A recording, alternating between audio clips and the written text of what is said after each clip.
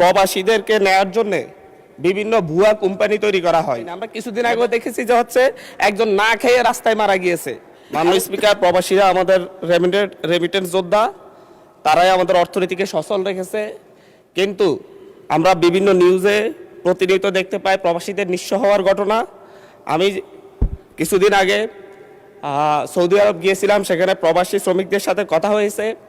সেই জায়গায় প্রবাসীদেরকে নেয়ার জন্যে বিভিন্ন ভুয়া কোম্পানি তৈরি করা হয় এবং ভুয়া কোম্পানি থেকে যাদের কোনো অফিস থাকে না, কোনো নির্দিষ্ট ঠিকানা থাকে না, শুধুমাত্র কাগজে কলমে তাদের ঠিকানা থাকে, সেই ঠিকানা অনুযায়ী সেই কোম্পানির নামে বিভিন্ন চাহিদাপত্র তৈরি করে সরকারের কাছ থেকে অনুমোদন নিয়ে বাংলাদেশ থেকে শত শত শ্রমিকদেরকে সেখানে পাঠানো হয়। তারা সেখানে গিয়ে বিমান ভাড়া। মাননীয় সদস্য, আমাদের এটা হচ্ছে not statement, it's a question. Please আপনি একটা কোশ্চেন করেন, তাহলে অন্য মাননীয় সদস্য সুযোগ পাবেন আরেকটা কোশ্চেন করার। মাননীয় স্পিকার, আমি ব্যাকগ্রাউন্ডটা বললে কোশ্চেনটাকে ক্লিয়ার হতো। তো এই জায়গায় তারা সেখানে গিয়ে দেখতে পাই যে কোনো কোম্পানি নেই এবং হচ্ছে তাদের কোনো চাকরি পায় না। আমরা কিছুদিন আগেও দেখেছি যে হচ্ছে একজন না খেয়ে রাস্তায় মারা গিয়েছে।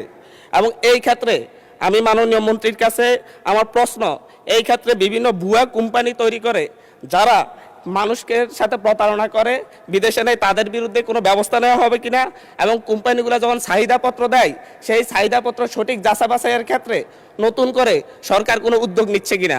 ধন্যবাদ মাননীয় স্পিকার। ধন্যবাদ মাননীয় সদস্য। মাননীয় প্রতিমন্ত্রী, তিনি একটি গুরুত্বপূর্ণ বিষয় আমাদের সামনে এনেছেন। এটা সঠিক যে ইদানিং লক্ষ্য করা যাচ্ছে যে বাংলাদেশি, বিশেষ করে যারা দেশের বাইরে যাচ্ছে, তারা অনেকে মিলে কিংবা ওই দেশের মালিক পক্ষের সাথে মিলে একটা নামে মাত্র কোম্পানি খুলে তারপরে এখান থেকে অনেক লোক নিয়ে যায়। দেখা যায় সে কাজ দিতে পারবে না 10 জনকে, লোক নিয়ে যাচ্ছে 100। এখান কিন্তু বিজনেস করতেছে তারা।